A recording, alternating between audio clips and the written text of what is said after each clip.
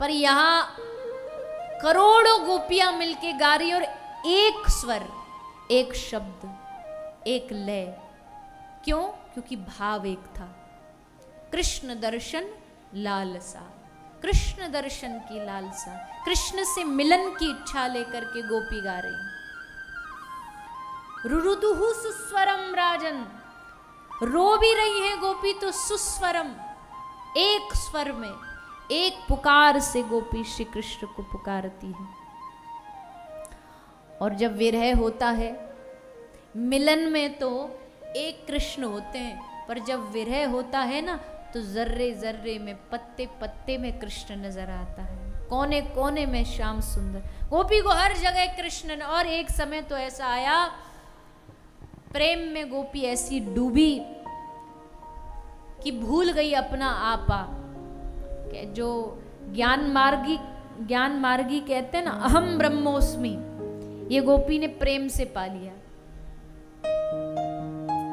भूल गई गोपी में गोपी हूं, अपने आप को कृष्ण कृष्ण कृष्ण कृष्ण कहते कहते खुद कृष्ण समझने लगी। मार्ग में ऐसा भाव आता है कि राधा रानी भी गोपियों का साथ देने के लिए एक लीला करती हैं कि उनके मन में भी अभिमान आ गया। राधा रानी के मन में कभी अभिमान आ नहीं सकता, वो करुणा की भंडार है। पर ये लीला उन्होंने भी इसलिए करी कि गोपी बेचारी अकेली कृष्ण को ढूंढ रही हैं, चलो मैं रहूंगी तो इनको बल मिलेगा। तो लीला की श्री जी ने, श्री राधा रानी ने, और तब गोपियाँ, श्री राधा रानी सब ने मिलकर के श्याम सुंदर को पुकारा। बड़ा सुंदर ये गोपी गीत का भाव गाया।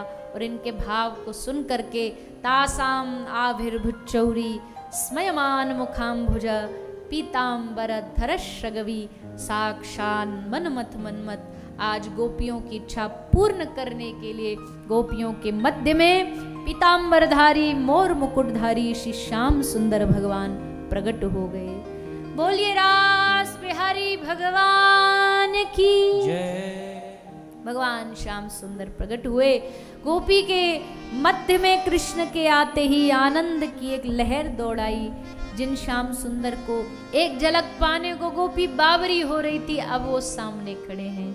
बस हे श्याम सुंदर, अब तनिक भी देरी ना करो और हमको उस दिव्य रस में डुबा दो। और तब भगवान ने अनेक रूप धारण किए।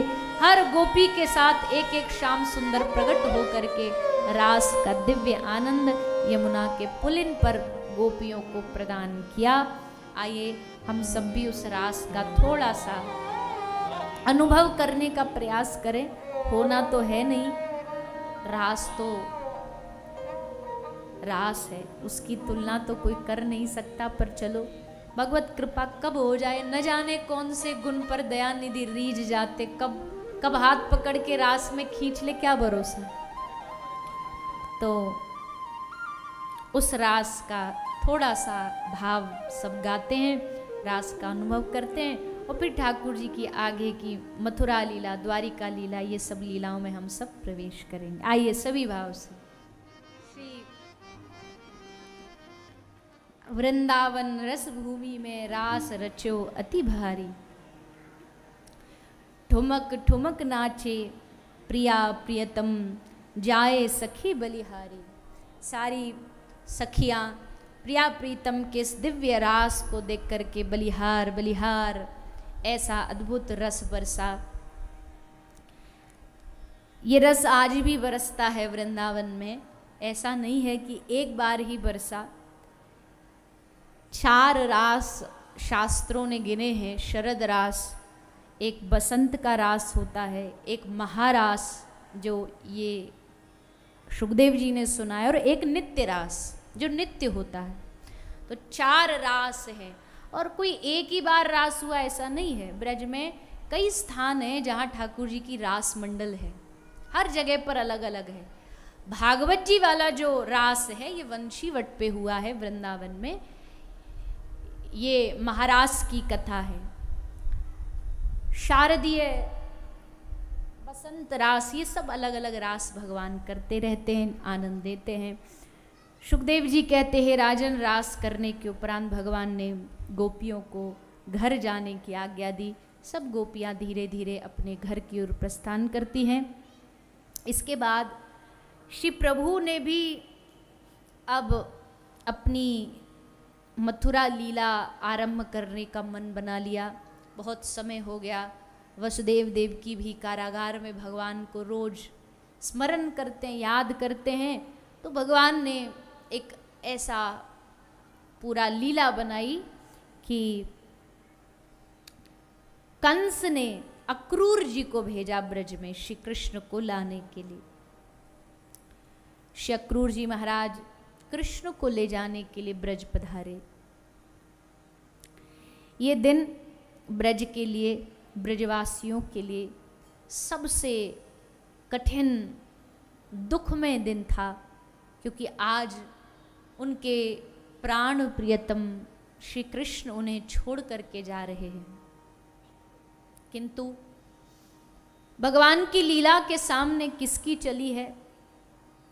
जानते हैं कि भगवान की लीला में हमें बाधक भी नहीं बनना है। अगर कृष्ण की खुशी, प्रसन्नता जाने में है तो ब्रजवासी श्री कृष्ण की खुशी में बाधक नहीं बनना चाहते। और प्रेम होता ही यही है। प्रेम में अपनी खुशी, अपनी प्रसन्नता नहीं देखी जाती।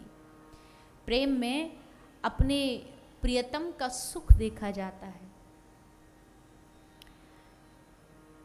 पूरे ब्रजमंडल ने कृष्ण की अश्रुभीनी विदाई की। कोई मूर्छित हो गया तो कोई चीख चीख करके कृष्ण को पुकार रहा है कि कृष्ण वापस लौटाओ। लेकिन आखिरकार श्री कृष्ण उस ब्रज भूमि को छोड़ करके चले गए, बाह्य रूप से, बाहर से। वैसे तो कृष्ण कभी ब्रजभूमि को छोड़ ही नहीं सकते। एक कृष्ण का स्वरूप ब्रज में ही रहा, जो माधुर्य स्वरूप है, और जो ऐश्वर्य स्वरूप कृष्ण का है वो मथुरा चला गया।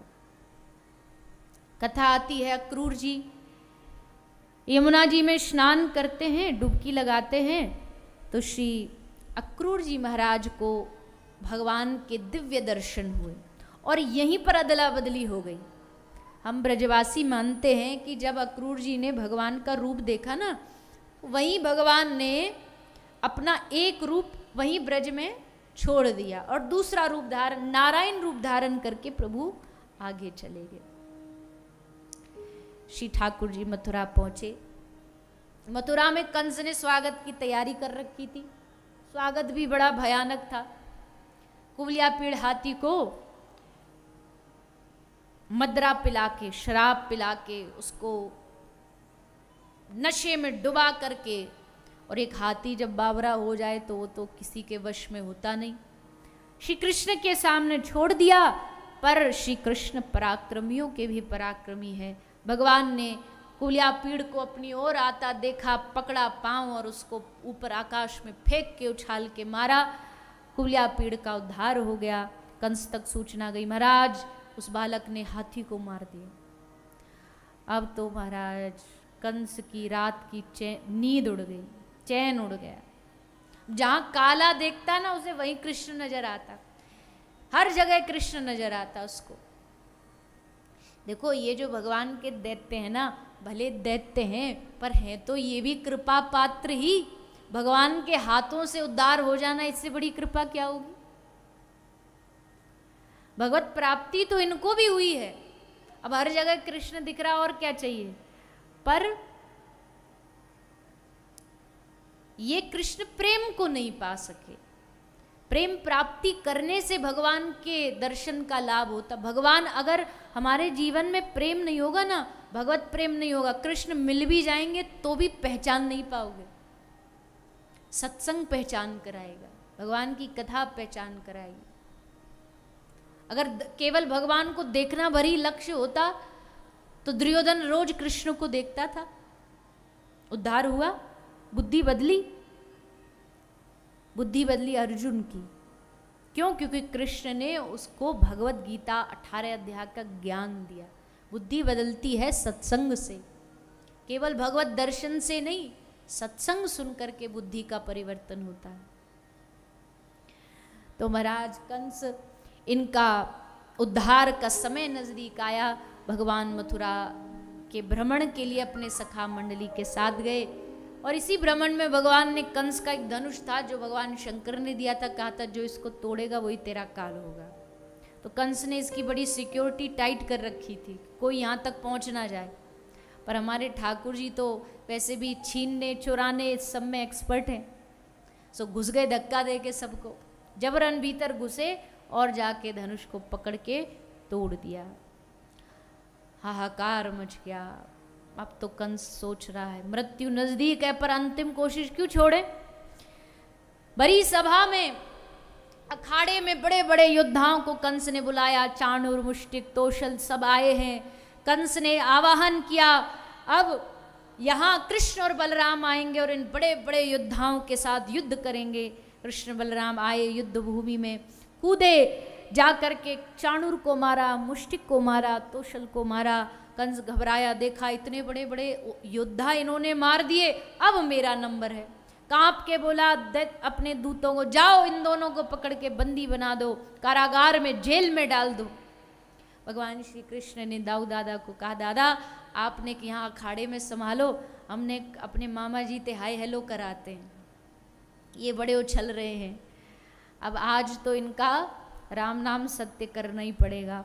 सो तुरंत ठाकुर जी कूद के भाग करके कंस के सिंहासन पर गए और भगवान को ज़्यादा परिश्रम नहीं करना पड़ा। भागवत जी में लिखा कुछ किया ही नहीं भगवान ने केश पकड़ के इसको झटका लगाया और कंस लुढ़कता लुढ़कता धरती पर आके गिरा और वहीं उद्धार हो गए, डर के मारे। कंस बड़ा भारी डरपोक था, बस देख के डर के मारे। और ये डर इसको और भी पता किस चीज़ का था। ये कथा वैसे विशेष हर जगह सुनाई नहीं जाती, कभी कभी जब हम वर्ष में एक आध बार श्री राधा रानी का चरित्र गाते हैं ना तो वहाँ सुनाई जाती है। ये गर्ग संहिता की कथा है। गर्ग संहिता में लिखा कंस इतना डरपोक क्यों था, बोले राधा रानी से डरता था।